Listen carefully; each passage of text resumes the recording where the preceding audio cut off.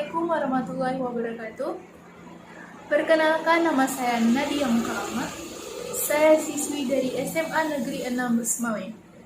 Saya dari kelas 12 IPA 1. Pada video kali ini, saya akan mempresentasikan pembelahan sel pada meiosis dan pembelahan sel pada mitosis. Sebelumnya, kita sudah mengetahui bahwa manusia berasal dari satu sel. Kemudian, sel tersebut mengalami pembelahan, sehingga jumlah sel pada manusia saat dewasa bisa mencapai 200 triliun. Pembelahan sel merupakan proses ketika sel membelah diri menjadi dua atau lebih. Cara pembelahan sel dapat dibedakan menjadi dua macam. Yang pertama, pembelahan sel secara langsung atau biasanya disebut dengan amitosis. Dan yang kedua, pembelahan sel secara tidak langsung atau biasanya disebut dengan mitosis dan meiosis. Nah, yang pertama adanya proses pembelahan mitosis. Proses mitosis bertujuan untuk pertumbuhan dan regenerasi luka kita. Di tahap ini, proses mitosis dibagi menjadi dua. Yang pertama adanya interfase, kemudian adanya fase mitotik. Nah, fase mitotik ini dibagi lagi beberapa tahap. Ada 4. Yang pertama profase, yang kedua adanya metafase, yang ketiga adanya anafase, dan yang keempat adanya telofase. Pada profase, benang-benang kromatin dalam inti sel mulai pendek dan menebal menjadi kromosom.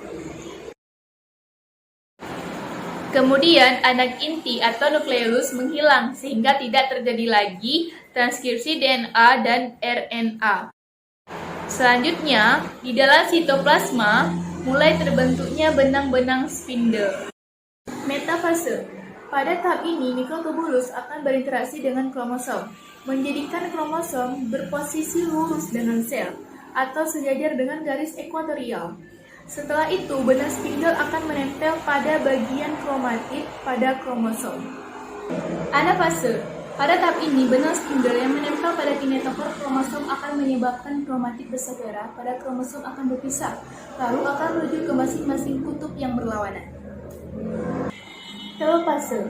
Kromatid saudara akan sampai di kutub dan terlepas dari benang spindle. Lalu kromatin akan bertransportasi menjadi benang kromatin kembali. Lalu akan membentuk kembali nukleus serta inti nukleolus di setiap kutub. Pembelahan meiosis. Pembelahan meiosis adalah proses pembentukan sel haploid dari induk sel diploid. Agar pengurangan kromosom berhasil, pada pembentukan sel haploid, pembelahan meiosis melakukan 2 kali pembelahan.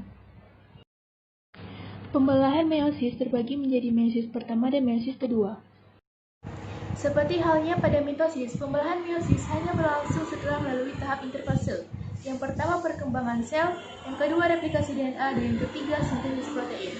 Tahap pertama terjadi pada profase 1. Ketika pasangan kromatid homolog berada pada posisi sejajar, proses ini disebut dengan sinapsis. Proses sinapsis ini membentuk tetrad. Kromosom homolog terlihat sama, tetapi sebenarnya mengandung gen yang berbeda. Tahap kedua yang membedakan dari mitosis adalah crossing over atau pindah silang. Profase 1 diakhiri dengan meleburnya membran inti, diikuti dengan pergerakan sentriol menuju kutub yang berlawanan. Pada profase 1, benang spindle juga memanjang. Pada metafase 1, kromosom tetrad bergerak ke bidang ekuatorial. Pada anafase 1, kromosom atau tetrad berpisah dan bergerak ke arah kutub yang berlawanan. Meiosis 1 berakhir dengan telofase 1. Kromosom tidak memadat dan mulai memanjang, dan juga membran inti mulai muncul. Dan sitokinesis memisahkan sitoplasma dan terbentuk 2 sel anakan. Hasil dari meiosis 1 adalah 2 sel anakan yang haploid. Meiosis 2. Meiosis 2 dimulai tanpa kromosom dan mengalami replikasi DNA. Sentriol mengandalkan diri dan bergerak ke arah kutub pada masing-masing sel. Pada profase 2, kromatid sistem memendek, benang-benang spindle terbentuk, dan membran inti melebur. Pada metafase 2, kromatid sistem berada pada posisi sejajar di bidang ekuatorial sel. Pada anafase 2, kromatid sistem berpisah dan kromosom masing-masing bergerak menuju kutub. Keseluruhan tahapan pada meiosis berakhir pada telofase 2. Nah, pada telofase 2, kromosom tidak memadat dan mulai memanjang dan terbentuknya kembali membran inti.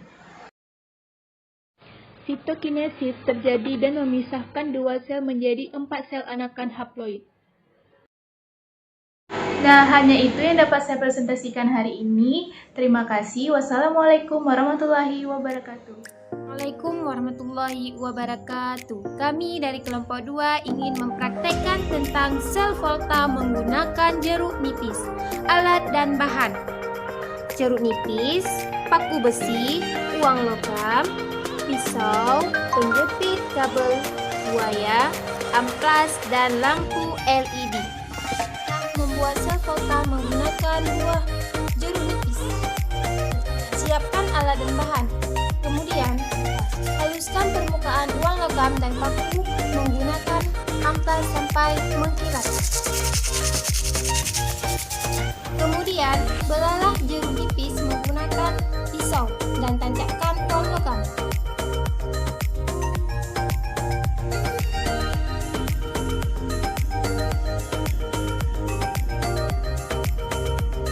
Kemudian, tancapkan paku pada buah jeruk nipis sedekat mungkin berhadapan dengan uam logam.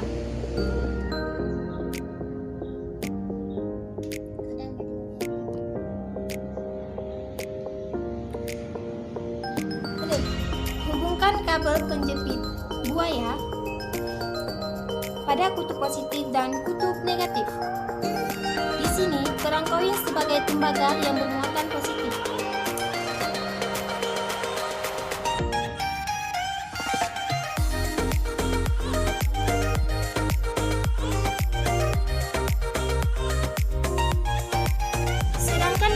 Sebagai zinc di mana bermuatan negatif dan berperan sebagai katode.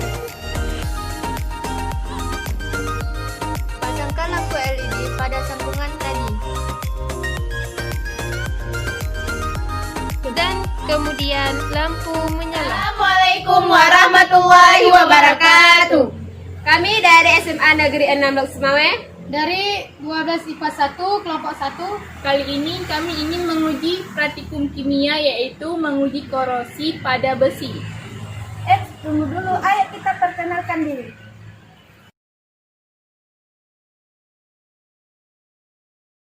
Alat dan bahan yang dibutuhkan adalah Plastik dan paku yang tidak berkarat, air dan garam, minyak goreng dan gelas plastik, gunting dan karet. Jadi, kita akan bahas dulu apa itu korosi. Korosi adalah kerusakan atau degradasi logam akibat reaksi redoks antara logam dengan berbagai zat lain di lingkungannya yang menghasilkan senyawa-senyawa yang tidak dikehendaki. Pada percobaan yang kita lakukan, kita dapat menganalisa faktor-faktor yang menyebabkan korosi pada besi. Pertama-tama, paku ditambah air. Setelah itu kita masukkan paku. Dan ada minyak goreng ditambahkan dengan paku dicelup dalam minyak goreng. Yang ketiga, garam ditambah paku. Tambah air sedikit.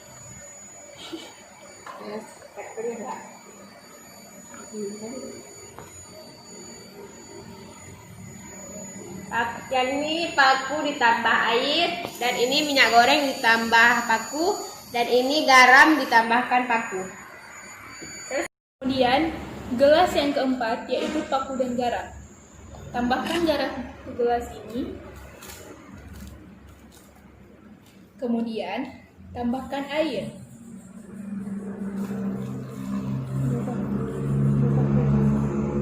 Lalu, masukkan paku.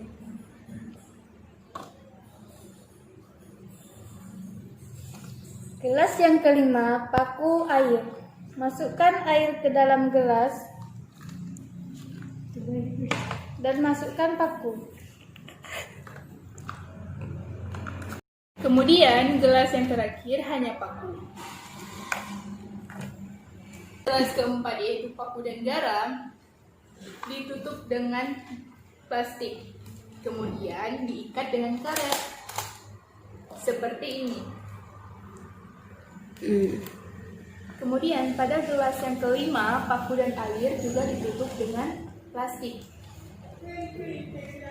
Lalu diikat dengan karet. Seperti ini. Kemudian pada gelas terakhir hanya paku juga ditutup dengan plastik.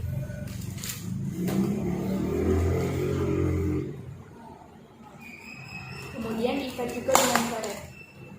Seperti ini ya. Dan tunggu sampai 7 hari. Setelah 7 hari, kita amati paku pada setiap botol plastik tersebut.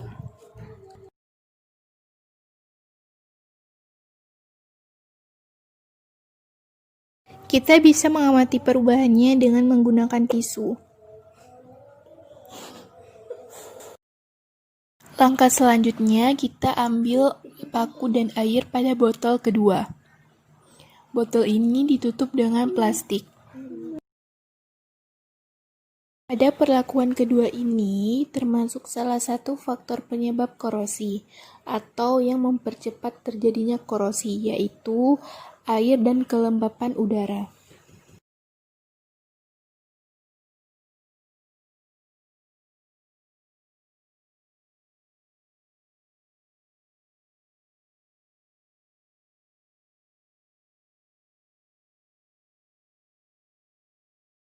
Langkah selanjutnya, kita ambil gelas yang berisi paku dan larutan garam.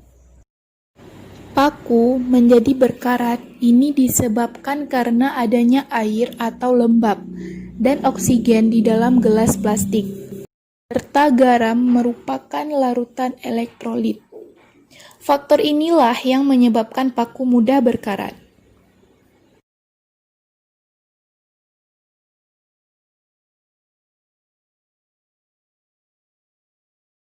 Selanjutnya, kita ambil gelas yang berisi paku dan air.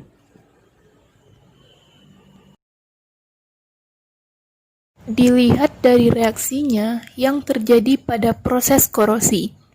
Air merupakan salah satu faktor penting untuk berlangsungnya korosi. Dan udara lembab yang banyak mengandung uap air akan mempercepat berlangsungnya proses korosi. Langkah selanjutnya, kita ambil gelas yang berisi paku dan garam.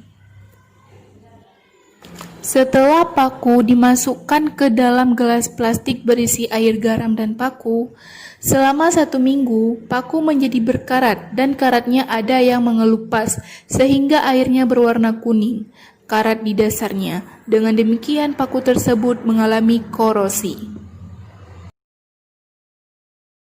Kemudian, kita ambil gelas yang berisi paku dan minyak.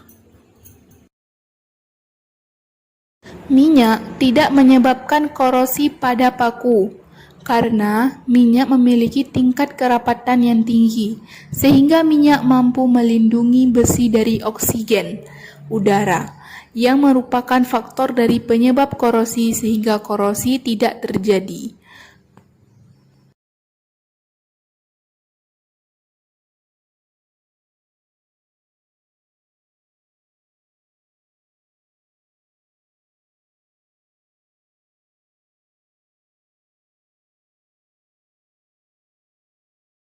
Assalamualaikum warahmatullahi wabarakatuh. Hai guys, kami dari sekolah SMA Negeri 6 Lusmawe, kelas 12 IPA 1 kelompok 1, melakukan percobaan pembuatan es puter dengan menerapkan sifat kaligrafi larutan, yaitu penurunan titik beku. ayo kita perkenalkan diri dulu.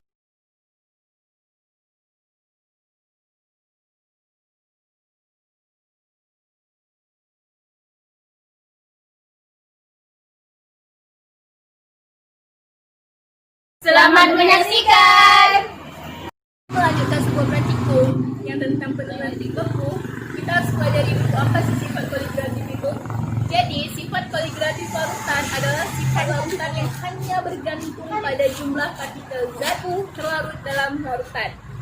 Nah, sifat kaligratif ini ada 4 jenis nih teman-teman. Yang pertama, adanya penurunan tekanan uap. Yang kedua, adanya penurunan titik beku larutan. Yang ketiga, adanya kenaikan titik larutan. Dan yang keempat, adanya tekanan osmotik. Jadi, penurunan titik beku itu adalah merupakan salah satu sifat dari koligratif larutan. Fokus pada buku ini, kita melakukan sifat koligratif mengenai penurunan titik beku. Titik beku adalah suhu di mana tekanan uap cairan sama dengan tekanan uap padatnya. Titik beku larutan lebih rendah daripada titik beku pelarut murni. Hal tersebut terjadi dikarenakan zat pelarut tersebut harus membeku terlebih dahulu baru dilanjutkan zat pelarut sehingga akan membeku lebih lama daripada pelarut karena setiap pelarutan memiliki titik beku yang berbeda-beda. Kami pembuatan es puter menerapkan titik beku air adalah 0 derajat Celcius sehingga es batu ditaburi garam. Es batu akan mencair maka tidak bekunya yaitu di bawah 0.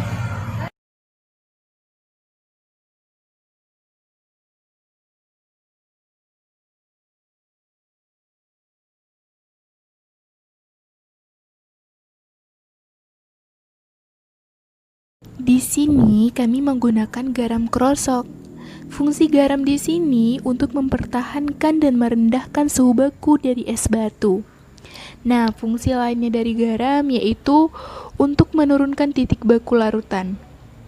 Jadi, es yang mengalami peleburan tanpa adanya penambahan panas, sehingga air yang terbentuk dari leburan itu bersuhu semakin dingin. Es yang suhu sangat dingin itu kemudian menyerap kalori adonan es puter. Air murni membeku pada suhu 0 derajat Celcius. Dengan adanya zat larut, misalnya saja ditambahkan gula ke dalam air tersebut, maka titik beku larutan ini tidak akan sama dengan 0 derajat Celcius. Mengapa ya? Dia akan turun di bawah 0 derajat Celcius. Inilah yang dimaksud sebagai penurunan titik beku.